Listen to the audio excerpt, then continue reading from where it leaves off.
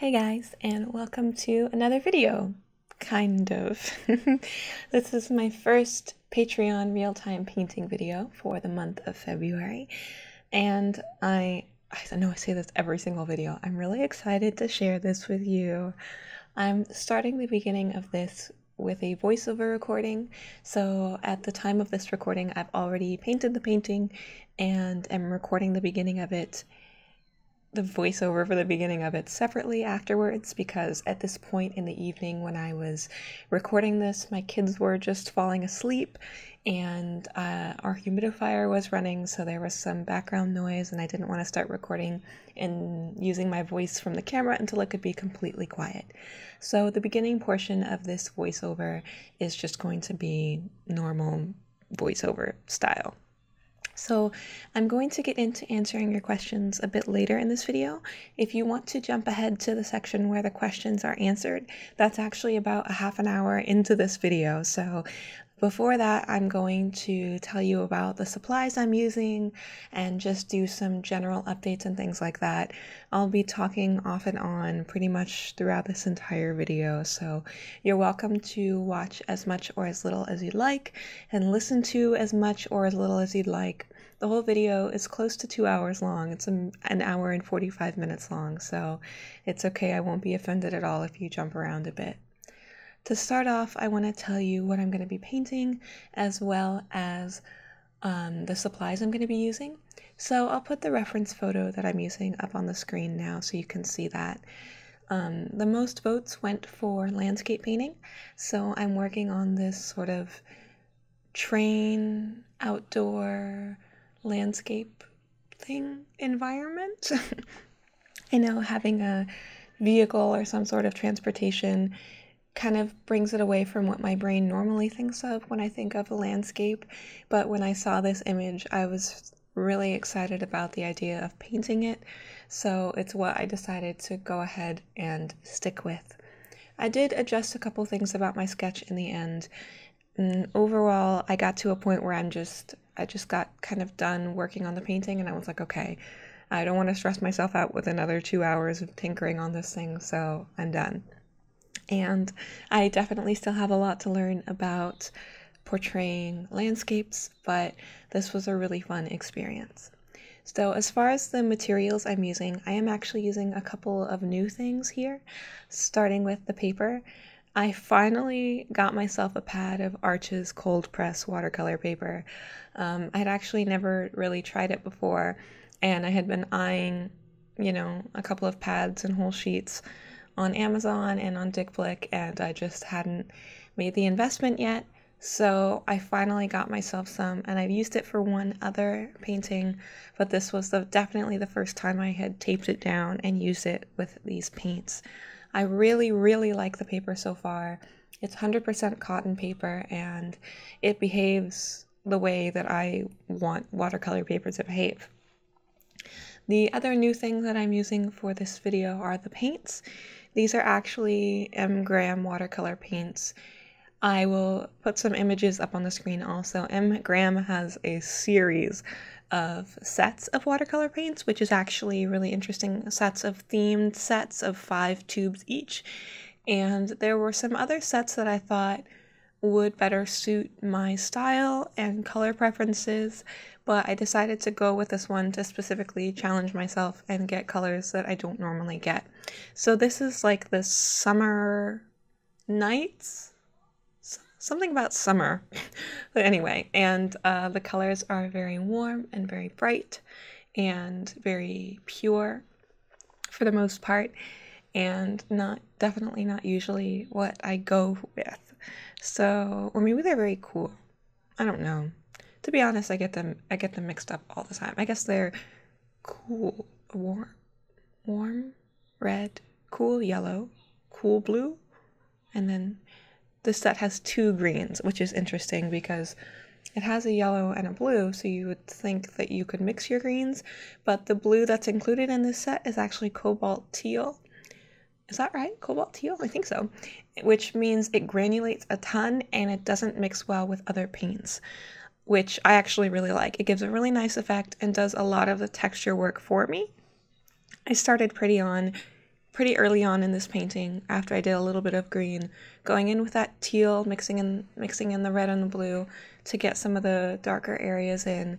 And I really love the way it granulates and the way the color separates when you mix it in with other colors. So I'm just getting started with these paints. Another thing is they have been in this palette, these pans for about a week, and they're still so wet that if I touch them, the paint sticks to my fingers. So these paints are very, very juicy. Definitely they stay wet longer than any other paints I've tried. They're very pigmented, they're very beautiful, very fine quality. I already want to get more of them, but as you guys know, I have a lot of paints. I have a lot of watercolors, and I keep justifying purchases by telling myself that I'll use them in videos and I'll do reviews and it'll be worth it, and it's a business investment for my channel, so I definitely need to get more paints.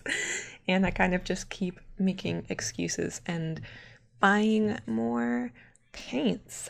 So, I mean, we have a budget, so that's kind of that's like the final phrase is like, well, you have a budget, you know, because my husband and I both have personal spending money, and as long as we don't go outside of that, then we, you know, allow ourselves to try new things. And I like that system. I like, you know, you can't just break the rules and buy whatever you want, but you have a budget. So anyway, non-budgetary stuff aside, I hope you guys enjoy this process and this painting. To be honest, I'm a little unsure as to how many of you will see this video. I'm sure Raven will see it because, Raven, you're amazing and you've been so supportive. And I hope that a couple of the others of you will get to see it as well. And any new patrons who pledge in the future at this tier and have access to this video, you don't have to pledge at a specific time to have access. Like, you won't miss it if you pledge later on. Yes, baby. You already had a snack. Do you have your drink? It's right here, baby. Here's your drink. Come here. Do you want to come say hi to the microphone? Come here. Here, come close to the microphone. Say hi. Hi. Mommy's recording for a video. Okay. I'm going to record talking over my painting. Do you want to say anything about my painting? Yeah. Okay. It looks like a train. Oh, that's good. It is a train.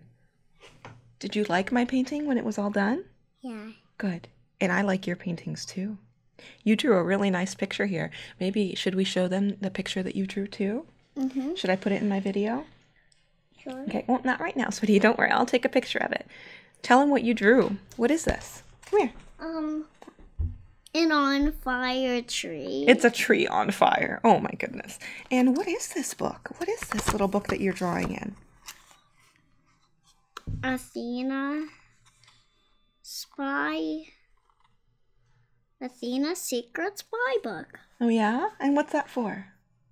Drawing pictures and secret things in. Yeah. That's what Poopa told me. Because you like to be a spy, don't you? Yeah. So with this, you can be Athena the secret spy and keep all of your spy secrets in your book. Right? Yeah. Okay. Can I draw while I watch? Yes, you can take this pencil with you, but I would like it if you drew in your seat, okay? And if you want to show me your drawings, that's fine.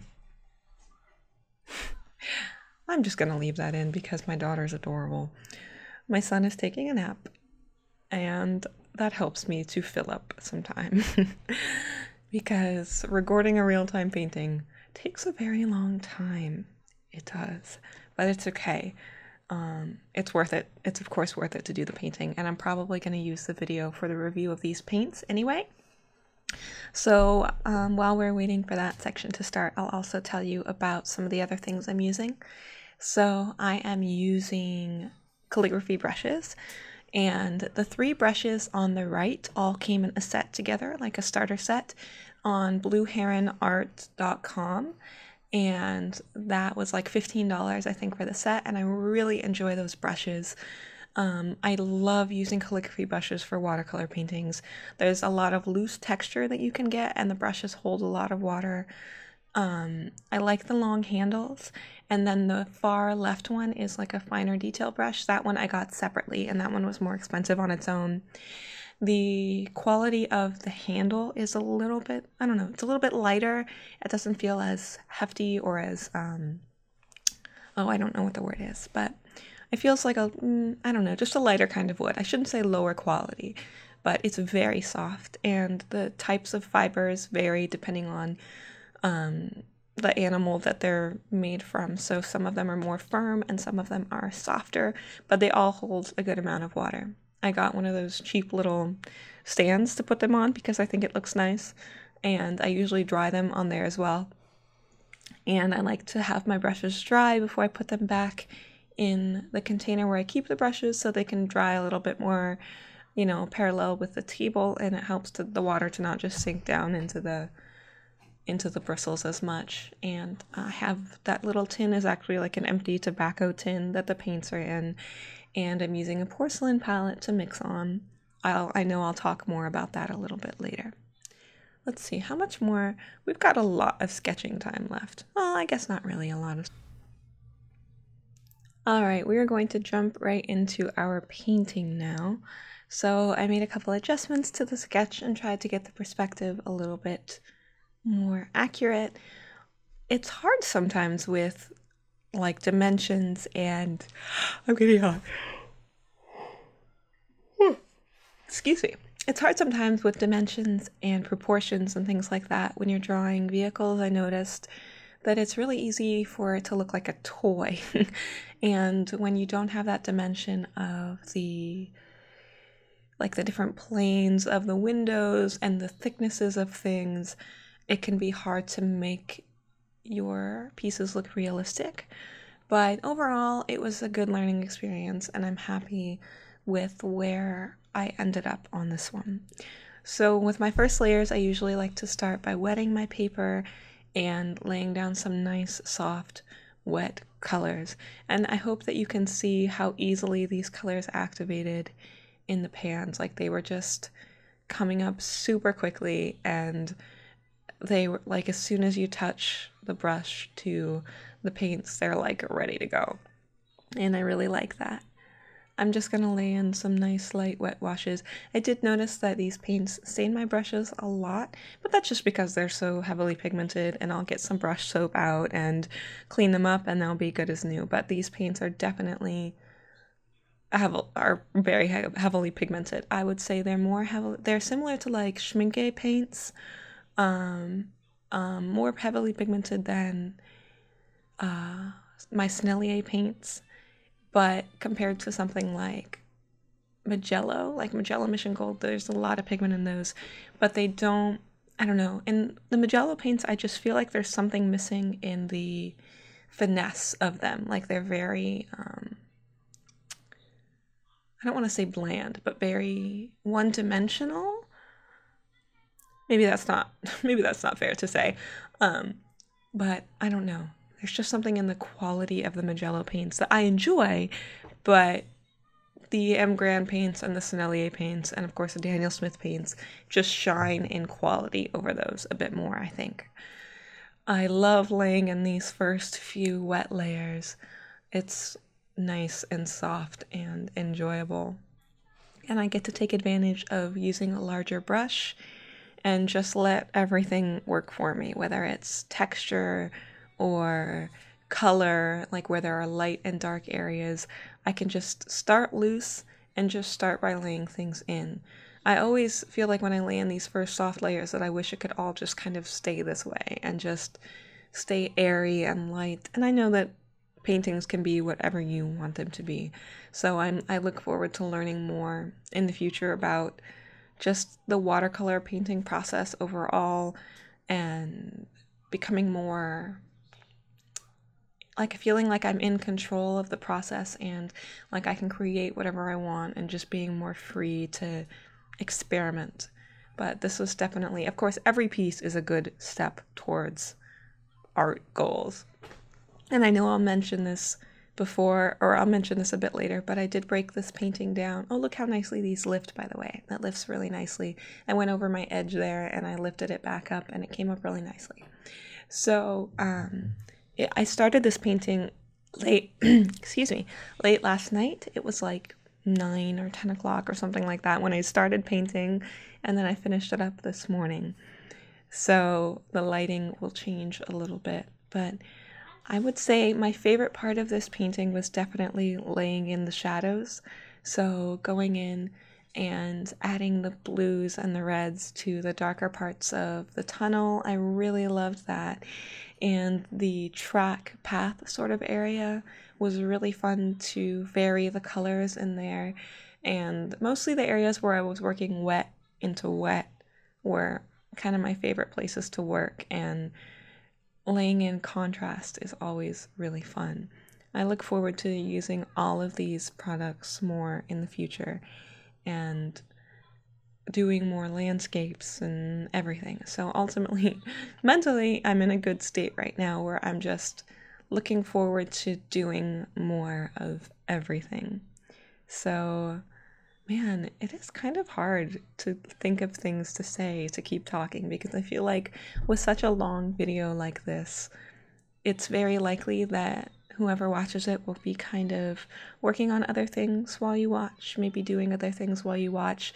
So sometimes you'll be watching, sometimes you'll be listening, and that's fine, that's good, that's exactly what I do.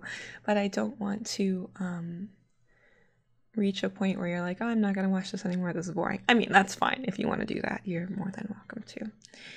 I feel like I know this was supposed to be a Q&A, but I know that I'll answer all of the questions later. So I think I want to take the opportunity earlier on in this video to maybe ask you guys some questions. So if you have any suggestions for future content, like something you'd really like to see me paint, please let me know. I love hearing your suggestions. Maybe tell me what your favorite subject matter that I've painted has been so far, something you'd like to see more of that I've done a couple times or maybe only once or not at all. This was one of my favorite parts of the painting. I guess I can tell you some future plans that I have, videos I'd like to make. I have a running list in my bullet journal that I use the term bullet journal very loosely because it is a bullet journal, but I do not journal in it regularly. I, of course, got it with that intention a long time ago, but it would probably be full by now if I had used it as regularly as I was when I first started, but that's okay. I have a running list of video topics I'd like to cover, basically reviewing all of the paints that I have and talking about the different sketchbooks. I would like to do more comparisons of different brands of paint, because I think it can be really useful for people to see how different the brands can really be from one another. So I want to talk more about that. I also would like to make more videos, kind of like the eye video that I made. Oh, a little quick thing I'll probably mention. While I was painting this painting, my YouTube channel hit 3,000 subscribers. And yesterday, the day I started this painting, the channel got like 200 new subscribers, which is crazy. And the video I put up last week, I think, is now up over 7,000 views, which is a lot for me. And that's really exciting. So the channel's going through a little bit of a burst right now, and just kind of, it does that every once in a while. The last one was my gouache comparison video, and now this one.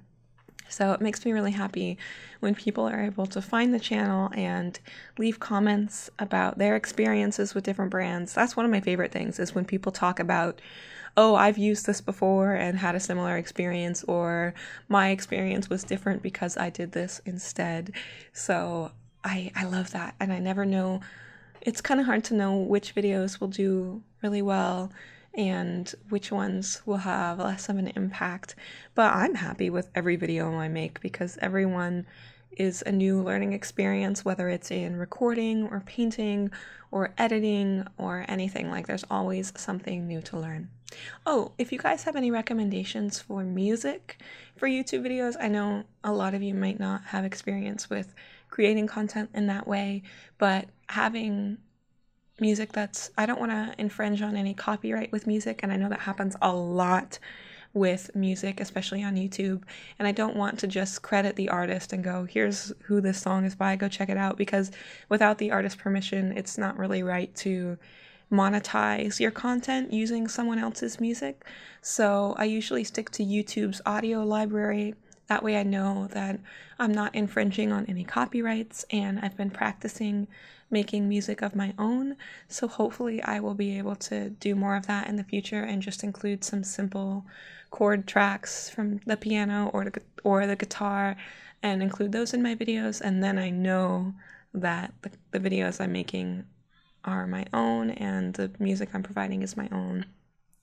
So yeah, of course, reviews of new things I want to do.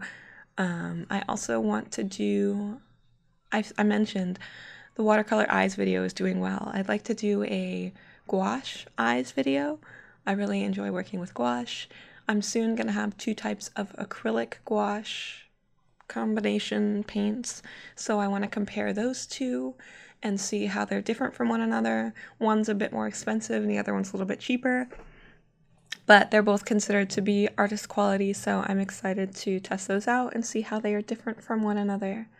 I want to do like a watercolor art hacks sort of video where I can talk about some of the tips that I have learned from watercolor painting, just little things that have helped me over time, whether it has to do with art materials or techniques, and a lot of it has to do with taking care of your materials or setting things up in ways like cleaning your palette and things like that. Like one that I really like is if you have a plastic palette and they tend to stain really easily. Who's that? The plastic palettes tend to stain really easily. So one thing I really like to do is if you use like a polymer eraser, like a normal eraser, and erase the stains, they'll actually come right off.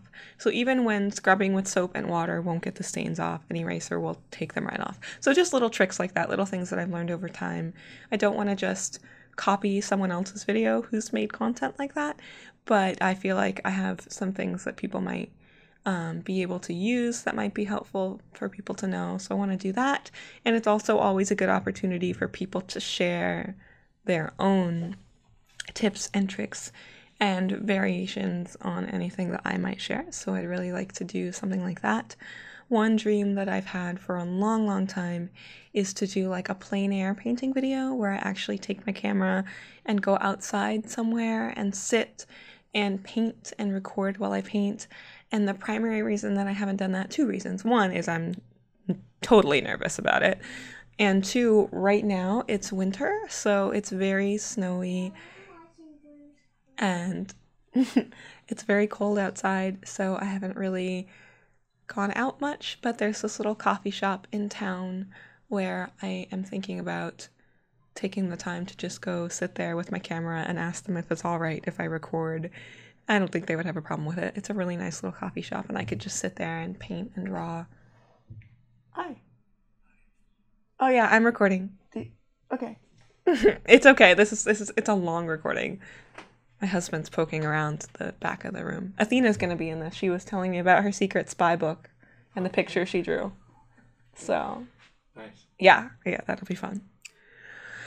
Oh, and then there goes my focus. We were talking about cafes and plein air painting. That's right. Yeah. So that's another thing I'd really like to do. There's this really weird old green shed near our public library, and my husband's probably getting tired of hearing it, but every time we walk to the library and I walk past it, I go, I want to paint that shed. It's just this really nice sea foam green sort of color, and I would love to excuse me, I'd love to just sit outside and paint it, but like it's in a weird place, so I don't want to like sit in the library parking lot and like obscure the path. It's also right next to like the county offices and things like that, so I don't want to be in anybody's way. But I have dreams of going outside and doing plein air painting, and the trails near us are really pretty, so hopefully in the spring and the summer when the weather gets warmer, I'll be able to actually go outside and do that, and that'll be really, really, really fun. I know I have a really long list of videos that I want to make, which is good. I'd rather have a list and slowly get to those things one by one than not have a plan at all and not have a drive at all. So I've noticed lately that I've been veering a tiny bit more away from just drawing faces and drawing people, and I've been trying to expand upon drawing environments and flowers and things like that. Of course, I'm still drawing people all over the place, but I'm starting to have the itch to explore other subject matter, because I feel like the more you learn about one thing, the more it just betters your understanding of everything else. So, of course, it's always worthwhile, and I hope that that will be enjoyable for everyone else as well. My newest video that went up on the channel is my gouache teapot still life painting, and when I first heard about still lifes, I was super uninterested in them. Just the name still life sounded really boring to me, and it wasn't interesting to me at all until I started watching people do still life paintings, and then it seemed like magic. Like I didn't understand how people were capturing it. Was all of a sudden it was just the life focus became more apparent to me, and it was like people were capturing life in paintings, and now I love them. So I definitely want to do more of those, and I'll probably be sharing more of those in the future. We're getting really close to meeting up with the switch over to my camera's audio recording, so I'm gonna be jumping into answering questions. I hope you guys are enjoying the slower sort of pace of this video, and I hope you've enjoyed the process of this painting so far. It's fun for me to kind of just sit and watch that get worked on and watch that painting get done. There's a weird little clip in here. Okay, all right, let's switch over. Okay, so I'm making the switch over to the camera's microphone now that I'm pretty sure my kiddos are asleep and it's quiet enough for me to use this one. I'm really looking forward to answering some of the questions that were left. Looks like all of the questions for this video were from Raven. So thank you so much for taking the time to leave questions, and I switched around my setup here so that my palette would be a bit more visible. I think that's actually a bit more interesting than watching the paints, just because you get to see like the colors I'm mixing up. And I'm using this porcelain tray. I really like mixing on porcelain.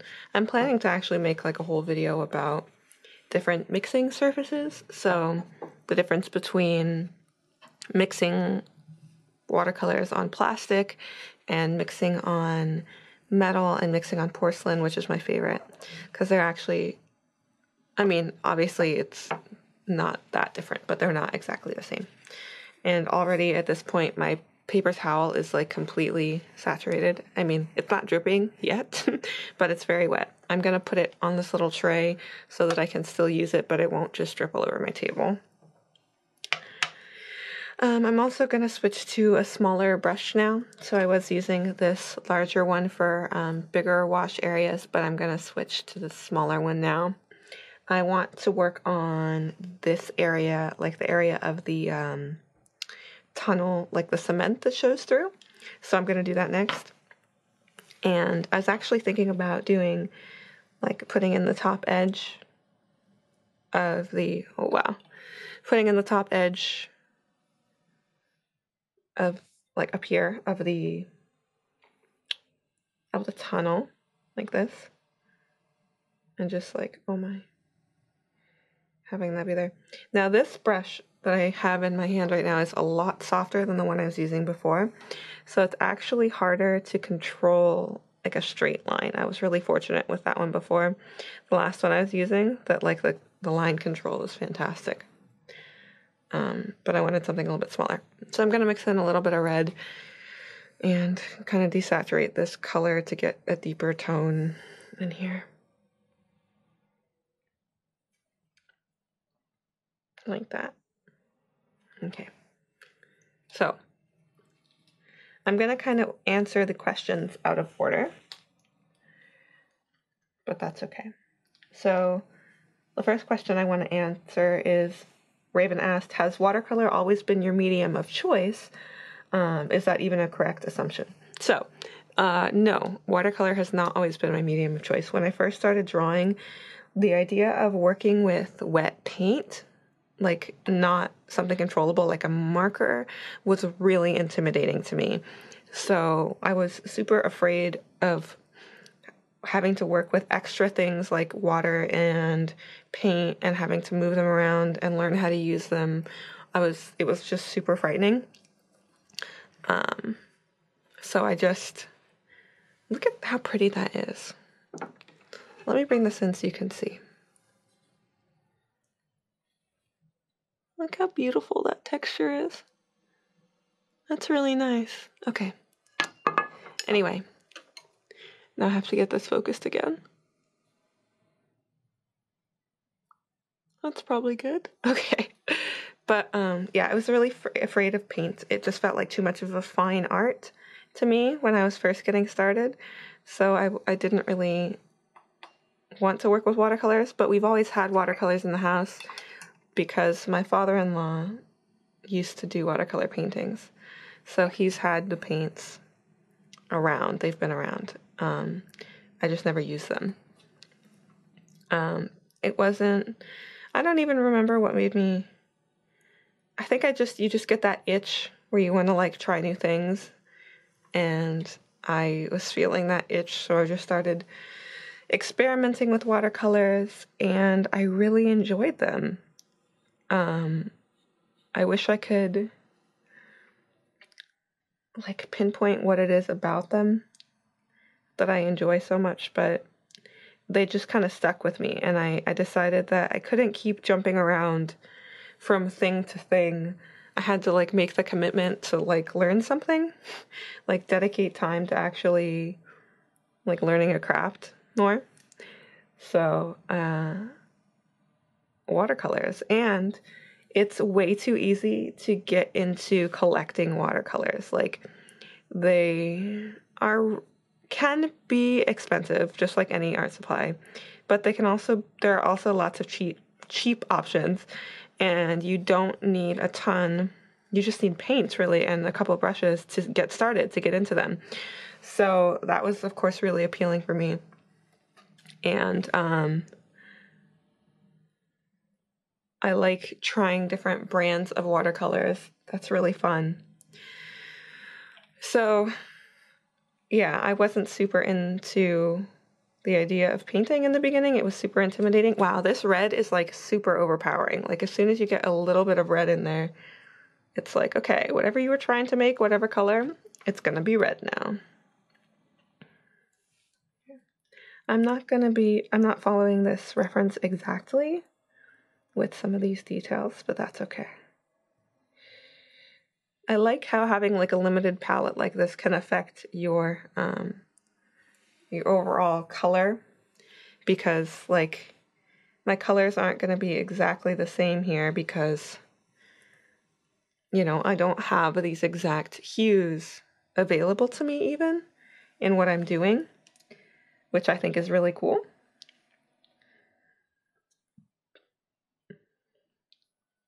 So now I'm going to lay in some of these yellows.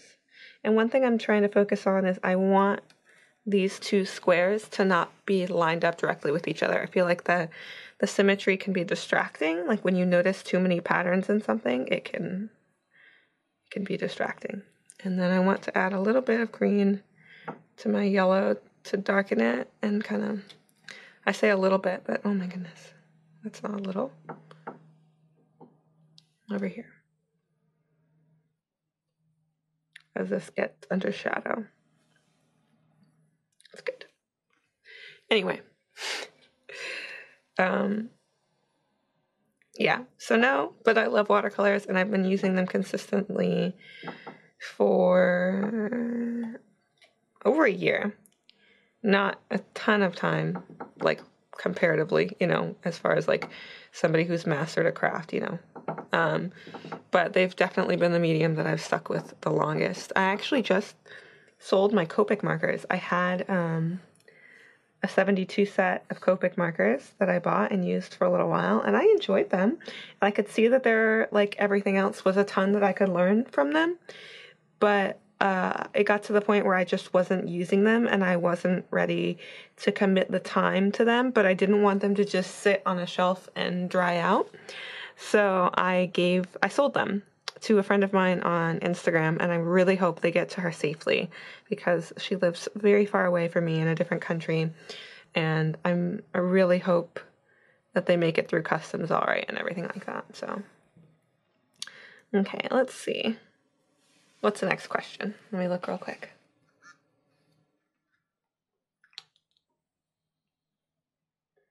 Oh, let's go back to the first one. What's on my art supplies wish list these days? So I'm sure like every artist, I always have a running wish list of things. Look at how these colors separate in here. It's because of that cobalt teal. It just separates. It does, and even when you mix it on here, the colors don't really stay together, which I think is beautiful. It kind of does some of the artistic work for me. Like I don't have to try as hard to get interesting textures and color variations because the color, like the paint just wants to do it on its own, which is really neat to me. But yeah, I pretty much always have a running wish list on Amazon and Blick. And then sometimes when I can afford to get some of those things, I will do that. So currently on my wish list, oh gosh, I've actually been making a lot of art investments, getting art supplies lately. So I'm very fortunate in that there isn't a lot of stuff that I can think of that I haven't really been doing a ton of research into new things, but the things like my running list has kind of been depleted recently because I've been getting stuff like my Sennelier paints and things like that. Things that I knew I wanted for a long time, but now I have been able to get them. These paints are actually new. I'm sure I probably talked about that already. So they were another brand that I was looking into. And another thing that I got that's coming this weekend. Oh, that's so pretty when that color spreads. This weekend I'm going to be trying acrylic gouache, like Holbein's acrylic gouache. I ordered a set that I'm super, super, super excited to try out. In the reference photo, there's some graffiti at the bottom of the walls. I'm actually going to skip that, just so you know. I'm just going to focus on the texture of the cement and try to add texture for the edges of the foliage, and then the yellow. So I want to focus more on those things than on the graffiti aspect. So, but yeah, I have some like weird feelings about the acrylic gouache because I didn't really I don't use a ton of gouache, and I have Turner's acryl gouache, so it's like their equivalent of acrylic gouache. It's like an acrylic gouache mixture by a different company, and I have that, and it's interesting. I've used it a couple times. I like it. I sometimes even find it easier to work with than regular gouache. So I'm planning to compare the two of them, the two brands of acrylic gouache. If you're not familiar with it, it is what it sounds like. It's a combination of gouache and acrylic paints that gives you kind of benefits from both. So you get the permanence of acrylic paints, where when it's dry, it's permanent and you can't lift it again. So you don't have to worry about lifting previous layers or anything like that. So like it's just permanent when it's dry, but it gives you that, it's water soluble and gives you that sort of matte finish of gouache. So it's meant to be sort of an in-between thing. So of course I couldn't resist. I saw this deal and a video on somebody else's channel about it, and you know how that goes.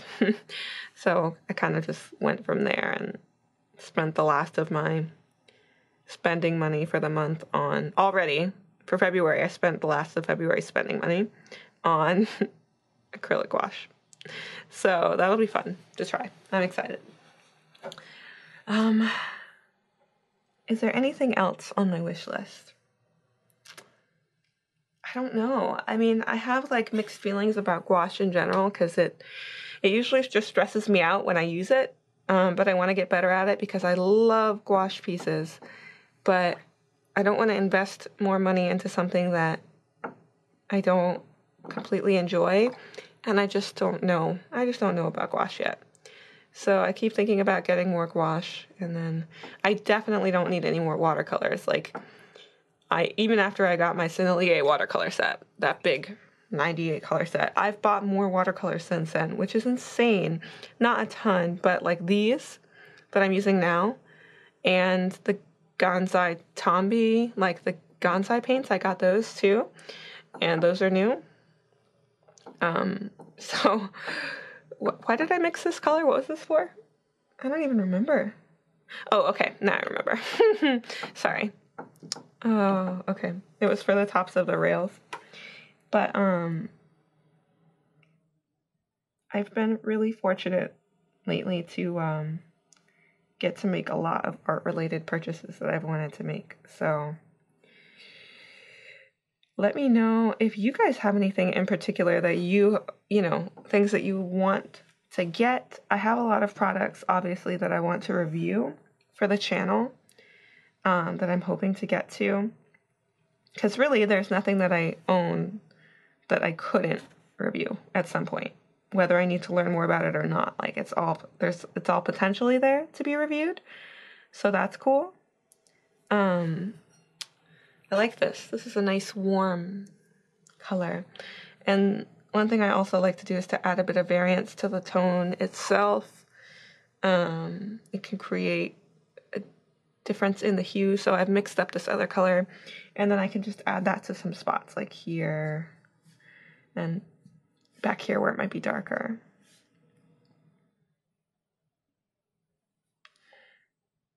Here we go. I like these paints. They're very pigmented, which is nice. I think I want the shadow for this to be a bit more purple, so something like what I was working on in this corner. Hope you guys, I mean, I know that you knew that this video is coming, and a lot of people from live streams, you kind of know what to expect from live videos, but I still get concerned about being unentertaining or boring or anything, so just let me know if you have any recommendations for future things. But I'm really happy to have the opportunity to get to just talk to you guys. That's really fun. I think I have, a couple more things, yeah. Do I listen to music or podcasts when I work? And if so, which artists or shows? So this is good. This is the things that we can talk about. So I pretty much have to listen to music when I paint. Like, if I don't have music on, it's hard for me to get in the right kind of atmosphere to paint even. So I pretty much always have music on, and I have a couple different Pandora stations that I flip through. I really like Mumford & Sons, which is like acoustic indie folk sort of thing. And I really enjoy all of the soundtracks from like the Studio Ghibli movies. They're fantastic. And it depends. Like, sometimes I'm really into like Adele or Sam Smith or K-pop. It varies depending on what I'm painting sometimes.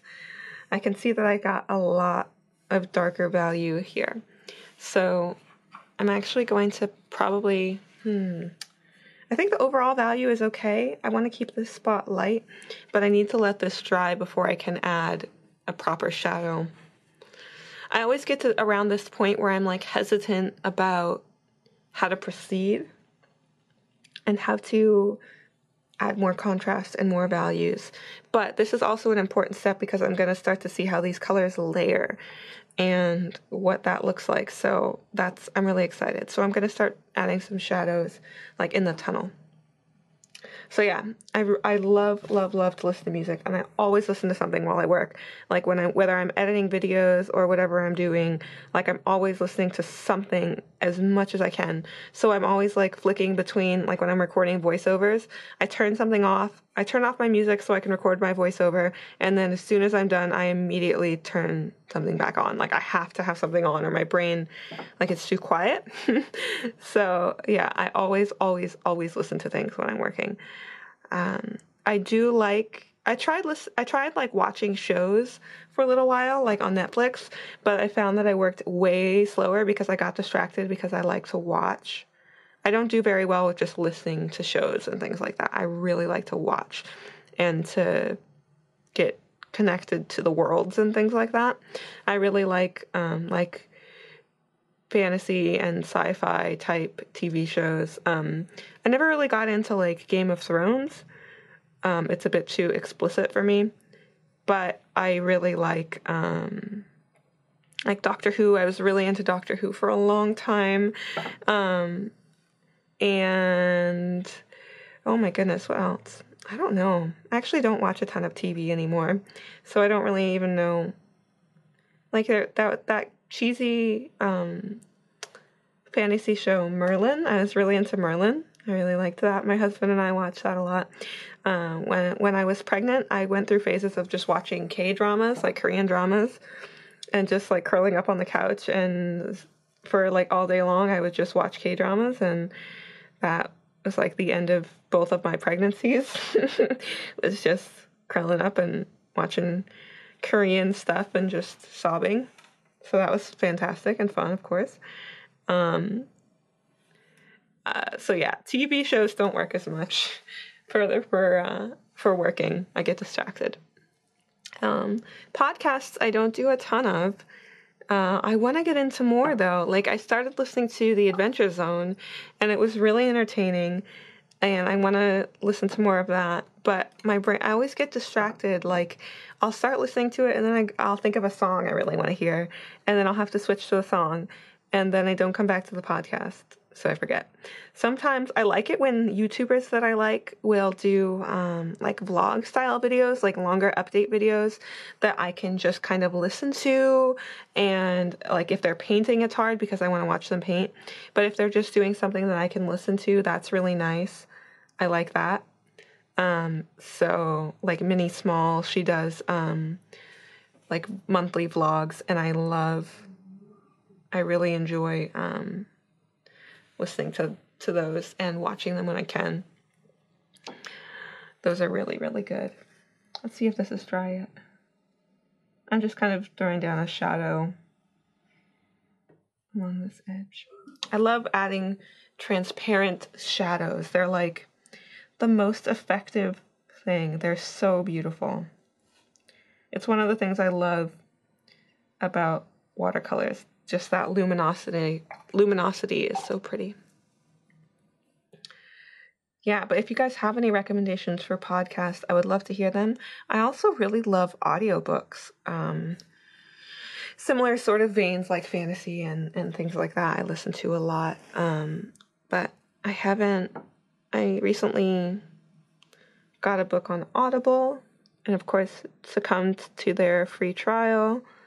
My husband has actually he's been working off of Audible free trials for like 3 months because every time he goes to cancel, they're like, hey, if you come back, we'll give you another free month. So he's gotten like 3 free books now and hasn't paid for anything. So that might work for you if you wanted to try it. I don't know if I should recommend that, but I'm going to anyway. I have one book downloaded that a friend of mine recommended. So I'm going to listen to that. It's what is it? Oh my goodness, I don't even remember what it's called. I think it's on my iPad. Let me just pull it up real quick and I can tell you. Nope, that's not Audible. That's Audible. What is it? Jonathan Strange and Mr. Norrell. That's what it is. Doctor Strange. That's what I was going to say. No. I've only just started it, but I'm really enjoying it. I just love the humor and it's really interesting.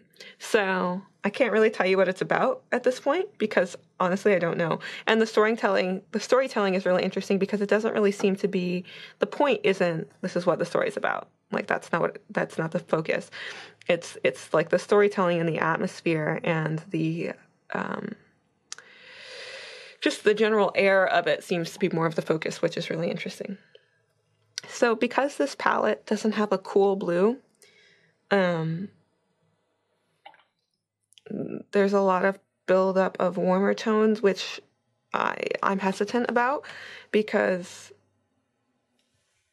I really love like a dark, cool blue for like deepest shadows. So I'm definitely feeling not having that, because you can see this is much warmer, and I feel like it just gives it's a bit more flat. You know what I mean? Like the shadows don't get as deep when like the cobalt teal blue is not a dark color, you know, and mixed with, you can get it darker mixed with this red, but that's not really its purpose, you know. I'm gonna have to start painting this train soon because I need a better handle on my values. But I want to get the shadow in on this track real quick. I am, of course, still like hesitant about this painting overall. As you know, I haven't done a ton of landscapes, but there's something magical about them for sure. So I'd really like to improve. I love when watercolors are so effectively transparent that like this color that I'm laying over these shadows is technically the same color that I put in up here, but because it's so transparent, it works effectively even over this brown, and it doesn't break that overall look. And I like how currently this is so soft and wet, it almost looks like these tracks are reflective on water. And I know I'll have to break that up with texture eventually if I want to, which to be honest, I'm not sure if I'll do that or not. I just decided that I wanted this to be in shadow, like up to the edge. Oh, and I broke that line. I don't know if you can tell, but like this line ends back here, so this one should end back further. Now this thing is really wet. I'm gonna have to get some new paper towels. That's one thing about the calligraphy brushes is they hold so much water that your paper towels, like if I was to put this on my painting, it would ruin it because they're so wet.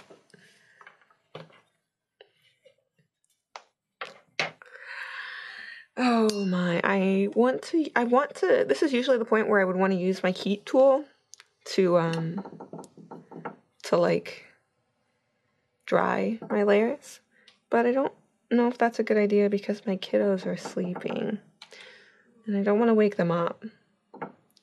So I might not be able to heat tool, which means I'll just have to kind of work with it. So as you can see, I mixed this muddy sort of color, and normally I have a I went a little bit more blue. Normally I have a test paper where I can like test colors ahead of time, so I know what I'm putting down before I put it down, but I just decided not to do that here. I want this to be more blue so it can separate itself from the green around it. I don't know if that's successful or not. And being more blue. Probably not. Not compared to that. That's okay.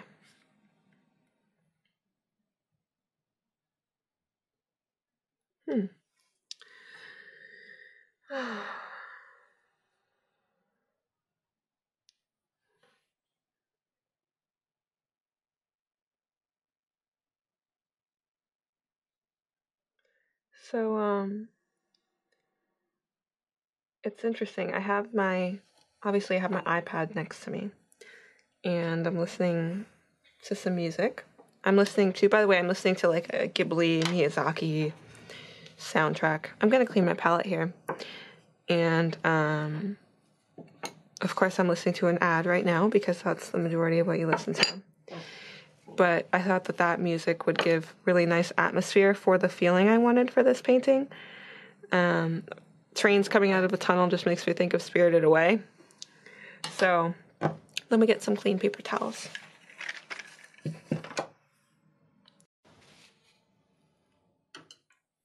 I guess I can also talk to you guys about some other things that I'm working on right now. So I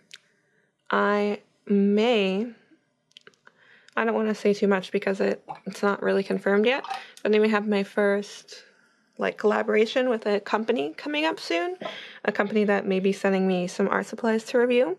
So that's a big deal for me. It's like a major milestone to feel like I've reached, if I have in fact reached it, if it works, and if the company does in fact, want to work with me. So I'm just waiting for a couple more things to be hashed out about that. but I'm really excited. I'm also currently working on my next Skillshare class, which is going to be on painting watercolor portraits.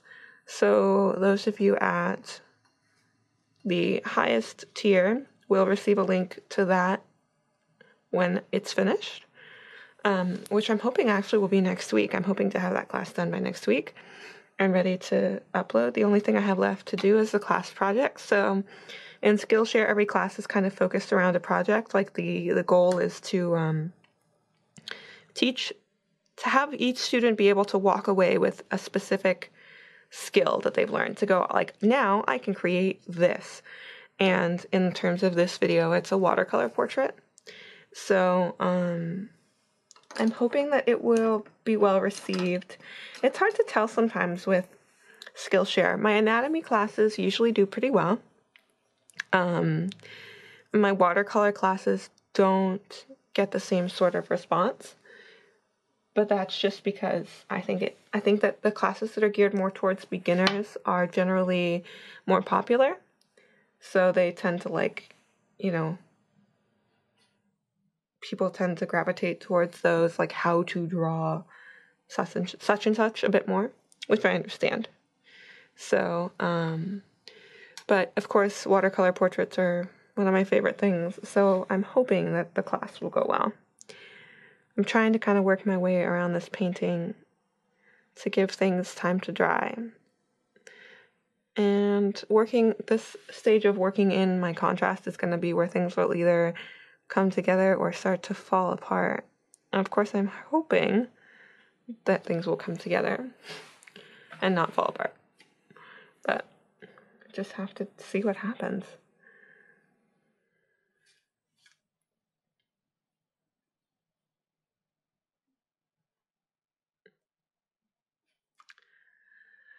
So yeah, I have just one painting left to record for the Skillshare class and edit those and put it up and put it together. Skillshare has been going really well for me lately. Site-wide, July was everybody's highest month. July was the highest month Skillshare has ever had, which is exciting, and it was like double my previous highest month. So, that's exciting. Okay, I need to start working on this train. Okay, I'm a little bit nervous, but I'm excited. I'm going to start with the red, and I think I want to keep that red pretty pure with this red that I have, and go from there. I know I could change the tone a little bit, but I'm not going to. Maybe I'll make it a little bit orange, just a tiny bit of orange. Okay, yeah, that's good. I'm going to skip the numbers on the train for ease.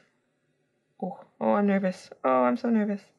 I feel like keeping the lines straight and keeping the tiny bit of perspective that there is accurate is what's gonna make or break how effective this train is. Like whether it looks like a toy or a bad painting or it looks like a train. Like it can all kind of fall apart if I don't pay attention to my details here.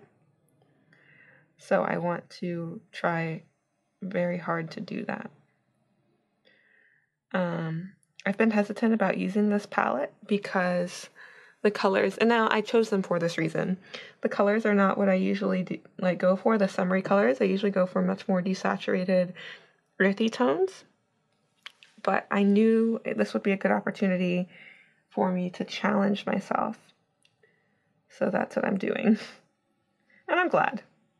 It's definitely a good idea to encourage yourself to try new things and show yourself that you can do it, even when you think that you couldn't. Because I look at these paints, like I was looking at them online going, I have no idea what to do with those. So of course the best thing I can do is to make myself do something with them. See how close I can get to like a creamy sort of color for the top part of this train. I think it'll be sort of orangey. Something like that. Maybe with a little bit of blue to desaturate it. It's funny because these paints are so juicy, and so wet. They're very dirty already because the colors kind of stick to each other a bit more. No, go away. Get out. You don't belong here. You can see it's like bleeding in. Okay, let's see what we can do here. What I'm going to do is lay in this color across the top and then just kind of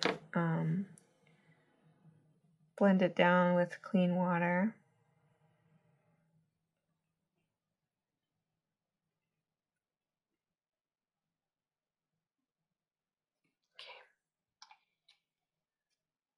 Because the overall look is not this yellow.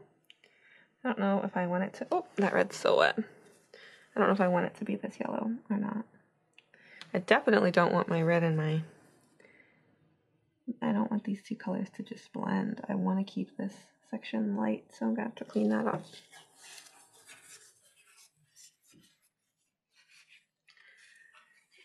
I like when you add your values and it like solidifies whatever it is you're trying to draw. So like this area down here is going to get much darker. There's a dark shadow being cast by the train, and the inside of the train is very dark. So all of those things are going to make a big difference in the overall. I have a lot of darkness to add still. I think I'm going to go ahead and work on some of that and hope that some of these areas will dry in the meantime. I'm going to try to keep this shadow kind of cool, which is really hard to do with this palette. Like, it's so warm. I mean, the yellow is pretty cool, but, and I already know I don't want brown. That's what that's going to give me is brown. I don't want brown. I want purple, because that's the closest I can get, because this blue is not dark. So, just out of curiosity, I wonder what, yeah, that's not what I want. That almost looks lighter somehow. Okay, even, it is hard to get a cool, let's see.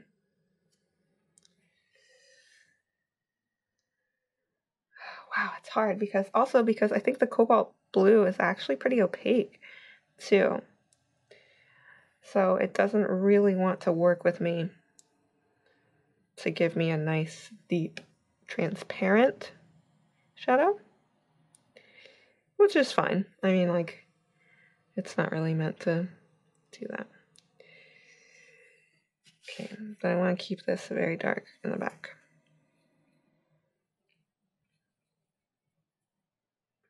But normally if I had like an indigo or a Prussian blue, that would be really useful right about now. I think overall the effect is still there because we're getting our darker value. And I'm reaching that point where I feel like I was talking about something. I don't remember what it was. I know I'm going to be just spending a lot of time talking about the painting. So I'm curious also, if you're still watching at this point, maybe you're just kind of listening along while you're working on something else, which is awesome. But I'm curious what your overall thoughts are on Patreon so far.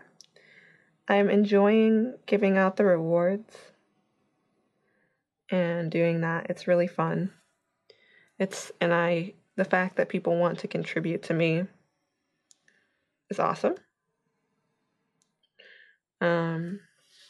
There's a little bit of that itch of, oh, I wish I wasn't just doing this for 2 people or something, you know, like specific tiers of things. But that's where things start, you know, that's just the way it starts. So there's no point in getting mad about it. Things have to start somewhere, and the fact that I'm starting with anyone is amazing to me. So this is fun.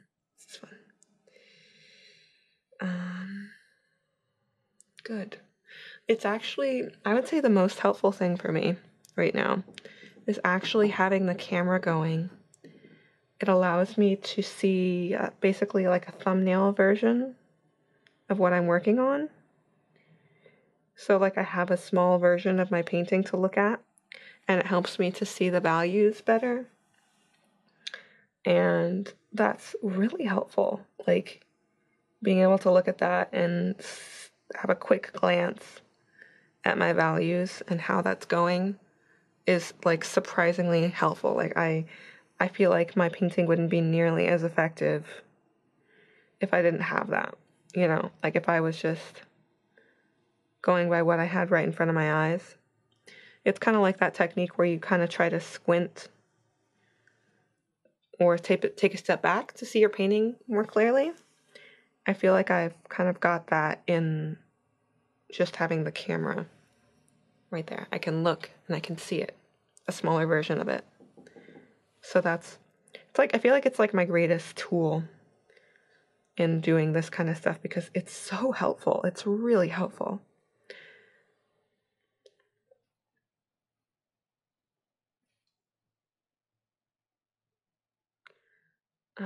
It's pretty late at night for me now. It's like 10 o'clock at night, which I'm probably going to go to bed in about an hour. So if I don't finish this painting tonight, I will finish it in the morning. Because I need to start going to bed earlier. I haven't been getting to bed until like 2 in the morning, which is not good. I need to take care of myself so that I can take better care of my family and just do better work and just, you know, be better, take better, do better. Oh, I love this step. I love adding contrast, and those transparent layers are so nice. I feel like I have my palette for appreciating watercolors is growing, which is awesome. It makes me really happy. So I'm looking at this value and thinking about how much I want this shadow to blend with, or this panel rather, to blend with the shadow underneath. And I think in some places, like over here, that's fine if it blends, but I do want there to be some places where there's a distinct difference between the two.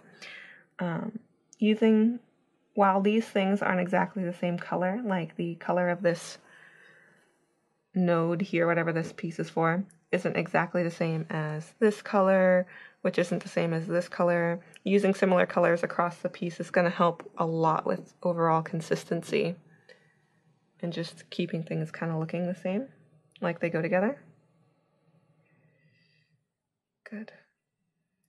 Oh, I just kind of thought to myself, now what color is this thing here? I just like asked myself that question, and I'm like, oh, it's a nice light blue. So now I'm like really excited to paint it. But I think I have to wait because the areas around it are still really, really wet, and I don't want to make it, I'm like mixing a green here for some reason.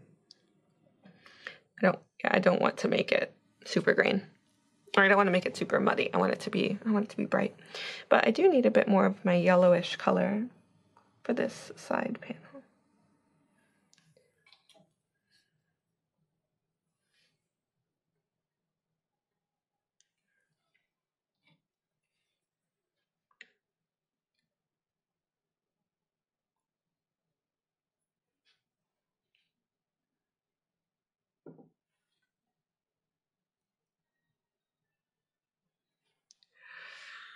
I'm hoping that my highest bits of contrast will help in defining the majority of the rest of the shapes that we've got going on here. I know that that's going to be really, really important. I feel like I should start adding in some texture on my foliage and just adding more overall texture to the piece and letting these wet areas in here dry before I come back to them.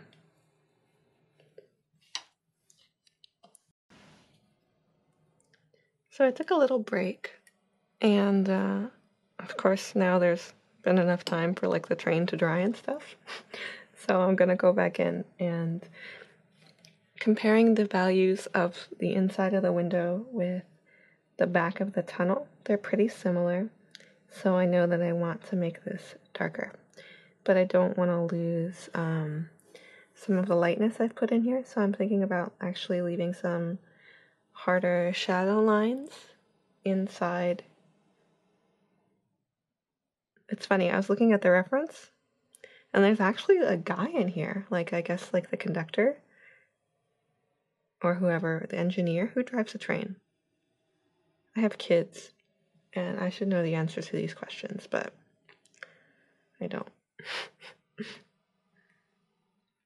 That's okay.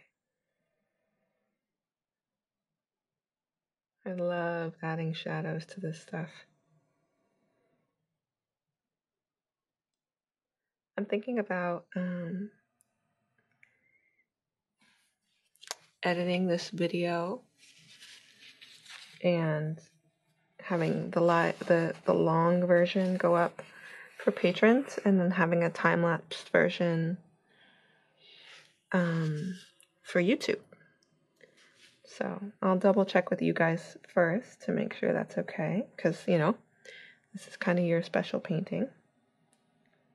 So I want to make sure that's all right before I do that. But I think I'd like to share it with the YouTube people as well.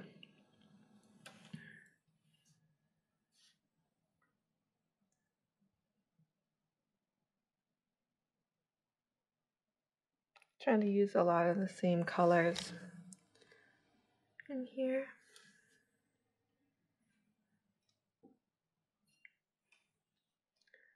Lots of darkness over here. Sorry if my phone buzzes intermittently here. That's nice. Okay, let's darken this up a bit too. Maybe we can just imply at some text. Nope. All right. This shape has a light spot, which I have pretty much covered up. Oops. I really want to I forgot again. I wanted to paint the roof of this train. I forgot.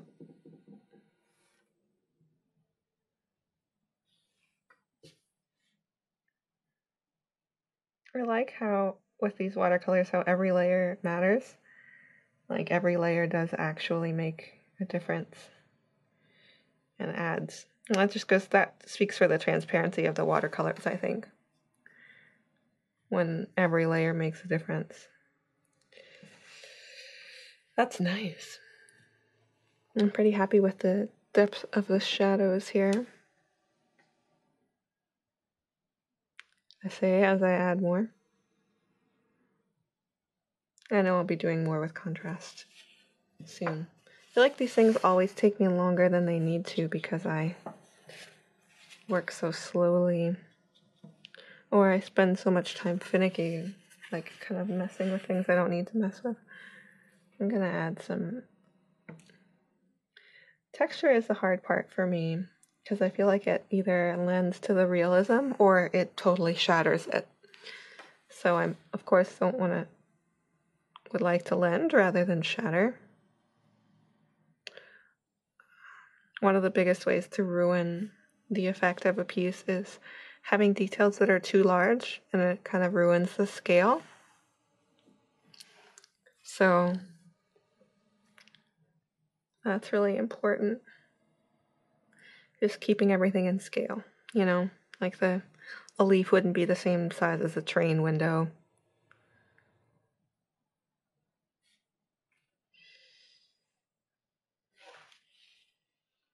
I like this texture.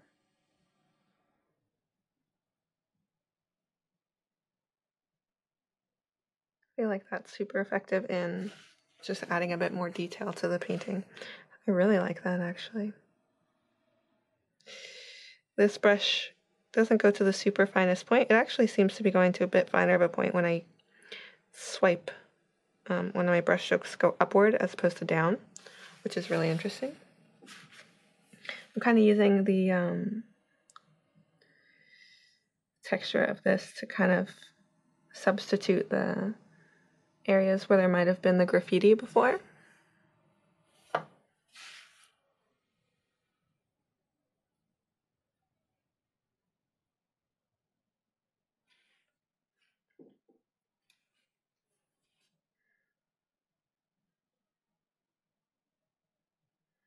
I feel like this is one of those paintings that could come together really quickly soon if I just put in a couple more layers that I know I need to do.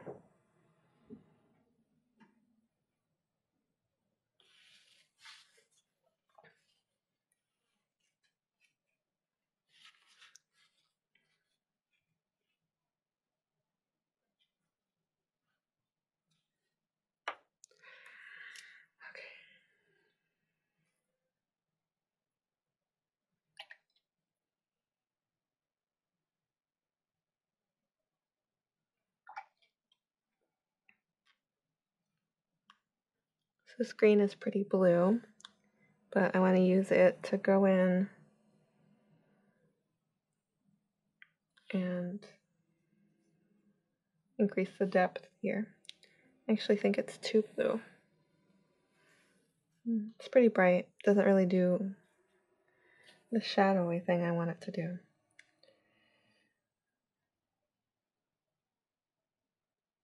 There are lots of sort of viney things in this area.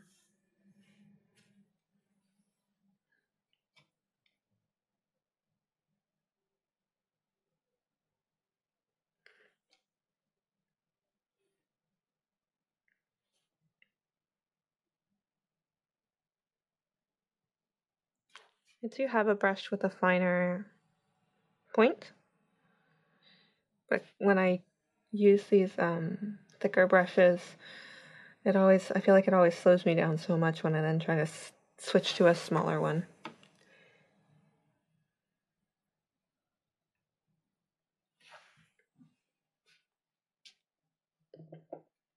And I keep telling myself that I want to do a painting with more details, but then even just something like this where I'm just adding in vague shapes of plants and things, I'm already like, how am I going to handle something with more details if I already feel like this sort of thing takes too long? I mean, I love it and I know it'll be worth it, but I always feel like it takes so long.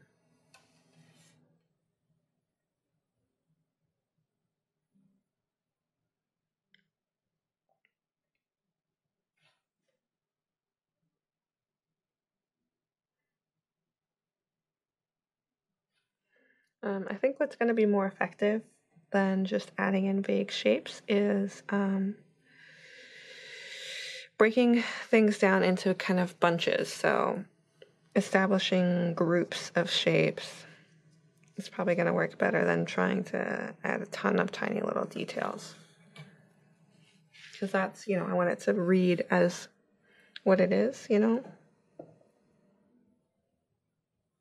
So I want people to be able to just glance at it and know what they're seeing.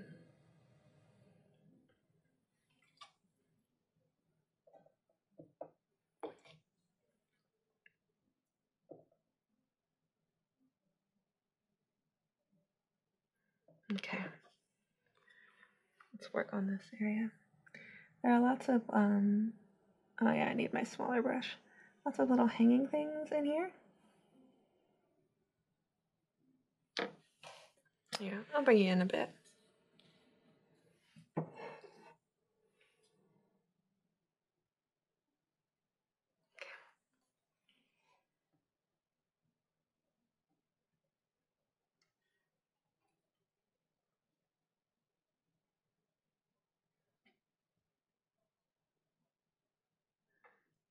I also have to remind myself that this can be as detailed or as not detailed as I want it to be, and I don't have to stress about, realism being the only option, because that just stressed me out if I spent all this time trying to make this look real.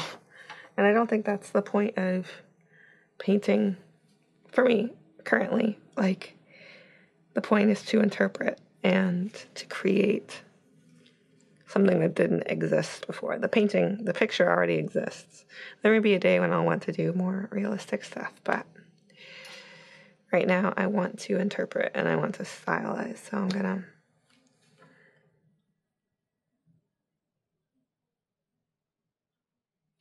I don't know how well these leaves will show over the shadows of the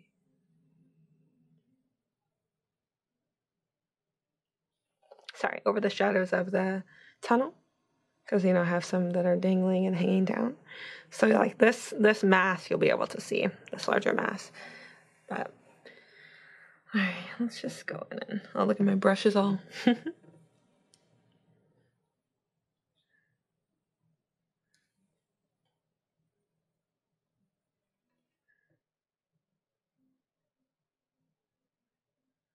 I've got some music that's playing right now that's from Whisper of the Heart, which is beautiful. I actually hadn't seen that one until recently. It's a beautiful movie. They're all beautiful, of course. They're all really nice. Let's bring a thing out into this space. Yeah. I have to make a decision about how overgrown I want the shrubbery to appear. I feel like I have a lot of brush strokes up in this corner that aren't really working together to help the overall look. And that's kind of damaging to the depth and the perception of the perspective and stuff. So I'm going to have to go in and see if I can fix that. But like I said, adding some larger shapes. So I want this to just kind of hang down.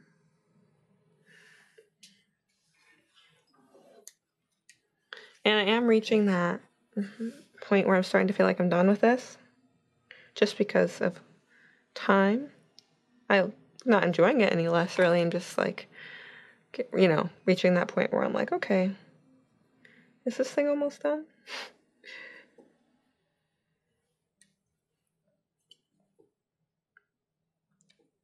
So let's see what I can do to... Yeah, and see, now I wish I had a bigger brush because now I'm doing larger washes. And it's funny, I say that, and they're literally like a couple inches away from me. I could just put one down, pick one up. I'm going to go back to this largest one. So these are the ones I've been using here. You can see they're going to definitely need to be washed after this. They're all calligraphy brushes. And they're from Blue Heron Arts. So far, so good. I really enjoy working with calligraphy brushes for watercolors. All right, let's go in and add some shadows, some like deeper shadows to bring our contrast back. Oh, look at all that paint. Here.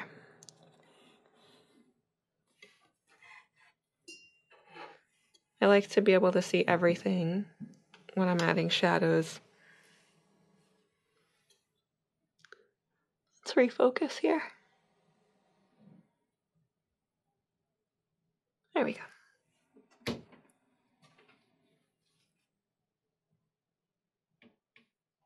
I read and played my first sheet music on the piano, and I'm very happy about it. Yay! As if you're happy and you know it, and I am. Oh, you are happy and you do know it. That's awesome. Good job. I'm proud of you.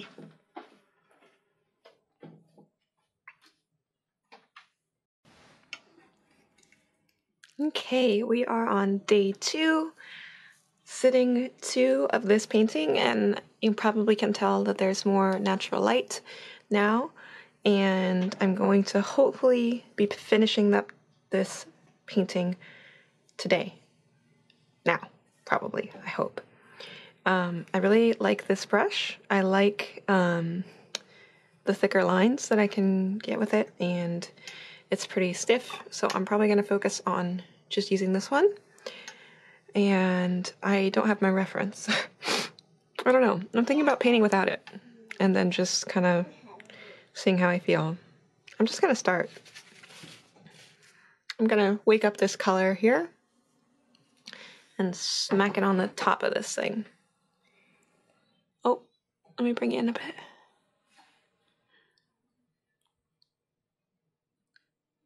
There we go. Okay. So it's a really nice soft blue color. Bluish, greenish sort of color. Maybe a little bit more yellow on this side.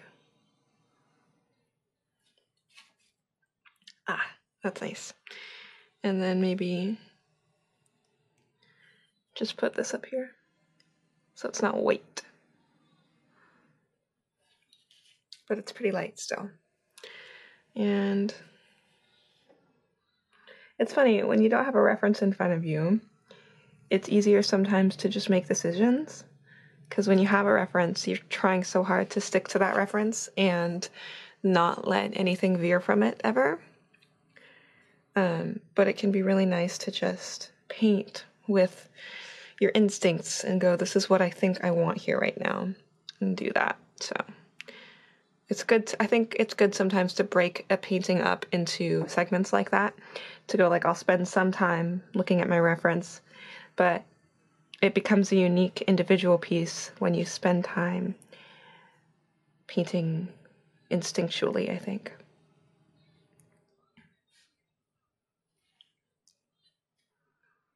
So I'm just kind of increasing the vibrancy here.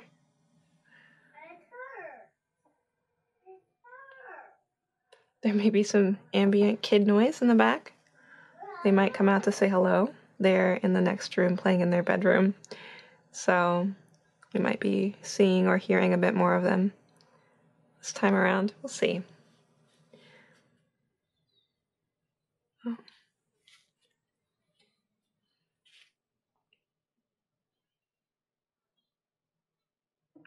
Gonna deepen this.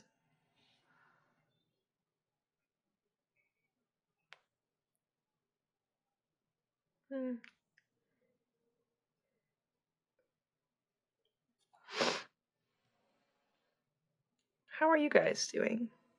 Good? I hope good.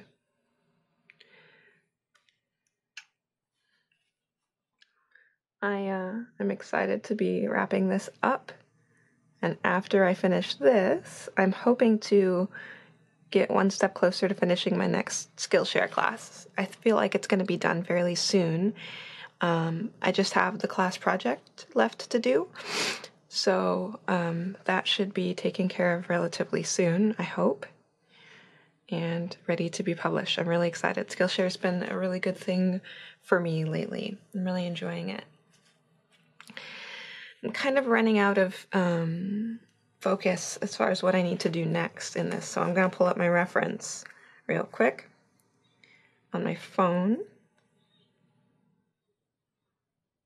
Oh, okay, I just did something. I don't know. Let's see. Oh, did you see it just rubbing all over it? Let's see.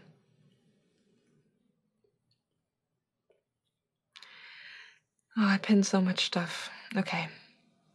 Here's my reference. Let's see. So looking at this, let's see. What I want to do is I want there to be more shadows in this general area coming down through here.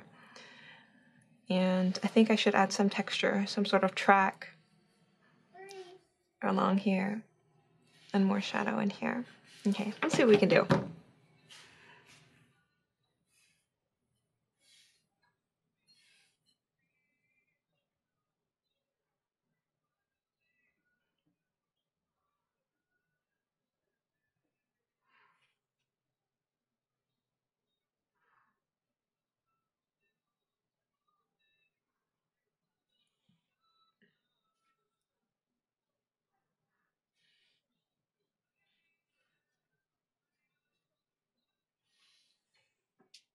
Oh, I hope if you could see what I was doing, probably. There we go.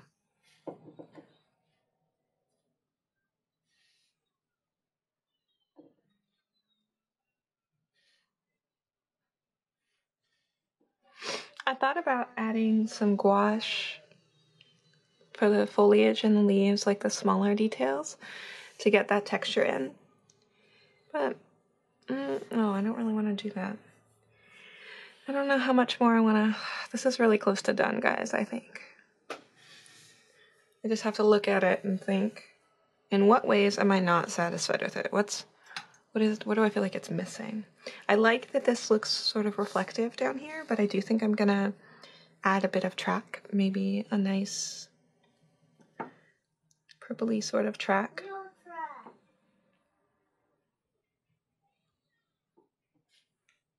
My brush is, I don't know if you can see that, shedding a lot. I hope it doesn't start to fall apart. I actually haven't used this one a ton, but I'm really liking it right now. So the tracks kind of go in and out, like they're there and then they just sort of disappear.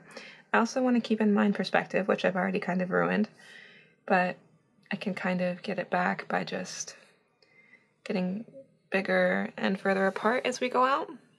And I think I like that a lot. And just get some stuff in between here. Yeah. And I want to remember to stylize here. just kind of keep it something that's mine, that I'm happy with.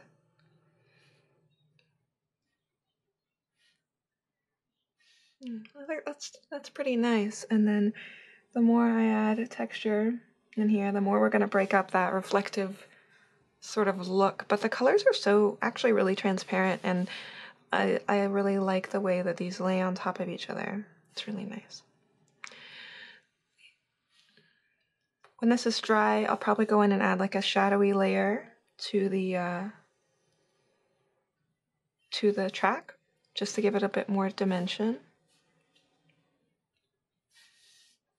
I feel like something's missing from the train to give it a bit more dimension. It looks a bit flat, I think. I think it's just in the overall shape up here. I feel like I've kind of missed the form up there. Oh my. I think I want a bit more blue up here too. Something like that. Yeah, I definitely feel like there's not a lot of dimension in this thing. That's okay. I feel like I can tell what it is when I look at it.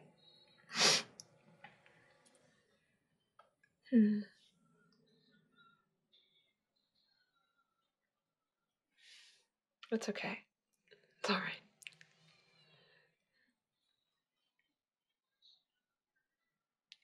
I think that we kind of reach a point with paintings where you go, I know it's not perfect. I know it could be a lot better, but I have to reach a point where I know that stressing myself out about it more is not going to make me feel better, and it probably won't make the painting better. You just can't always see things right away. I mean, I know it's important to push through when you can and do what you can, but this overall as a piece, I'm actually pretty happy with. I just want to get a few more bits of darkest darks, as dark as I can anyway, into wherever I can. I wish, now see this color's really dark, this green mixed with the red, but it's also very warm, it's very brown, which is not really what I want. And by adding the blue, we just get, it gets dark. I mean, it's dark, but it's very cloudy. So it's probably as close to like a black as we're gonna get. I do want to add just a little bit of detail, like a line to separate these two sections here. Like that. That's nice. And then also very dark under here. That's better. And then around the top edges of this. And really, there's like a brown sort of frame around these windows. That's nice. I'll probably go in and put something like that in and get a nice warm brown, I think. Sorry, I'm just kind of like mumbling away.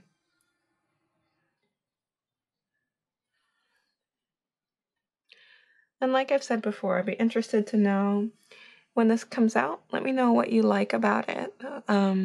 What you think you would have, maybe something you expected that you didn't see, or something you'd like to see different in the future. It's fun for me to just kind of talk as I paint. It's really enjoyable. So if there's anything I can do to better this experience in the future, just let me know. We're gonna kind of have to learn together for a little while. Get this a little bit more transparent.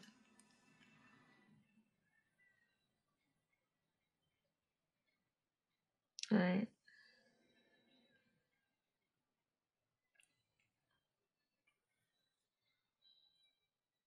It's a bit cloudy, I think.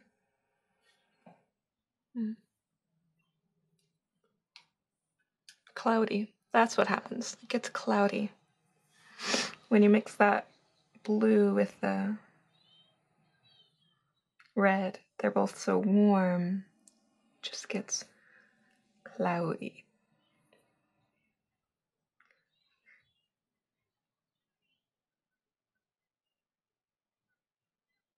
Something like that. I feel like it makes it look more like rocks than track, just because of this shape. But that's okay.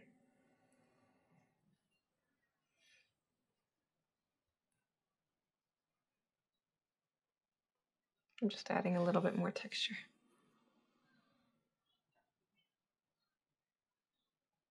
Okay.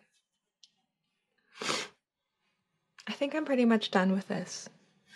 Just in a couple of different veins. Kind of mentally done and kind of feeling like I'm not going to be able to achieve much more, which is fine. Maybe and then I just start tweaking and tinkering, which is good sometimes.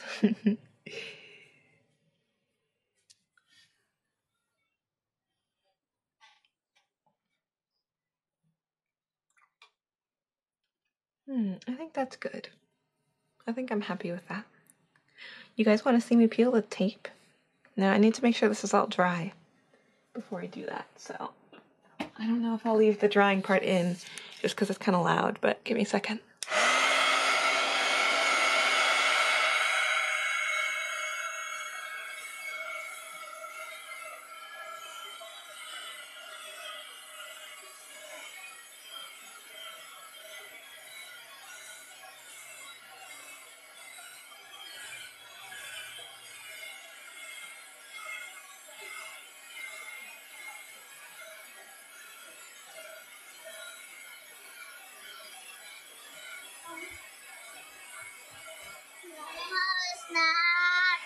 You're gonna have to wait, okay? When I am done with my painting, I will get you a snack, okay? When I'm done with my painting, I'll get you a snack.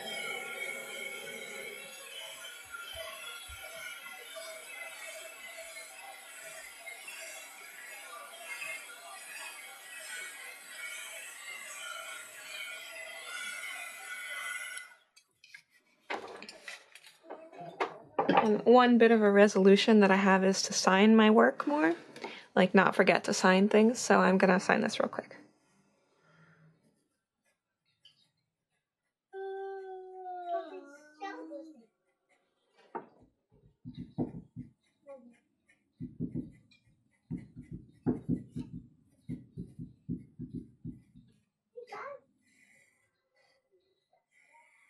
There.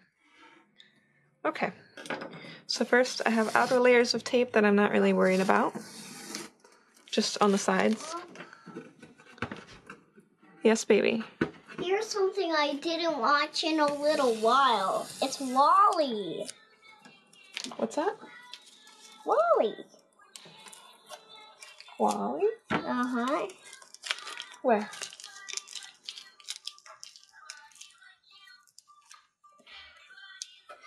Wally. Oh, that one? Do you want to watch it? Mm-hmm. Okay.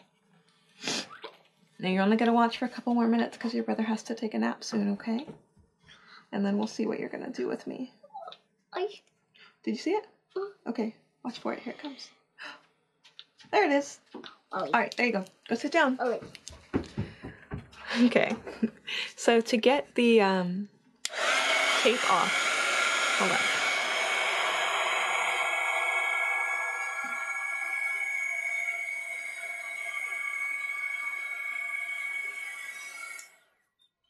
Heating up your tape is a great way to get it off without wrecking your paper. When the tape is warm, it comes off easier, except for when you put it on a clipboard and it's hard to peel. Okay. Yeah, that came off so easy. Okay, now the other one should be super easy because they're not under the clipboard. All right, I'm gonna heat these up a little bit and maybe come in a bit for this one.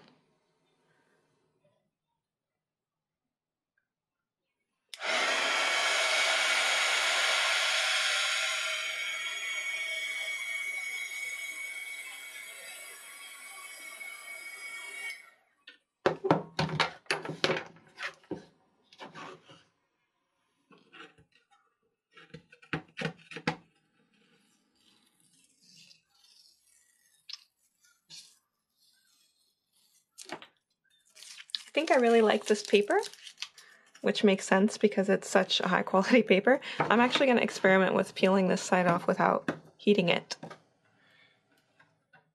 Famous last words. That's pretty good.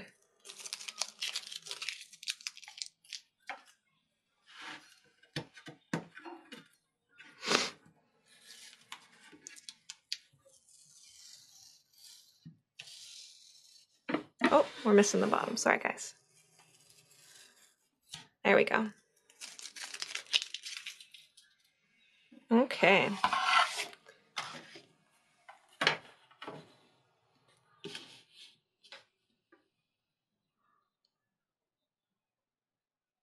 There we go. We did it.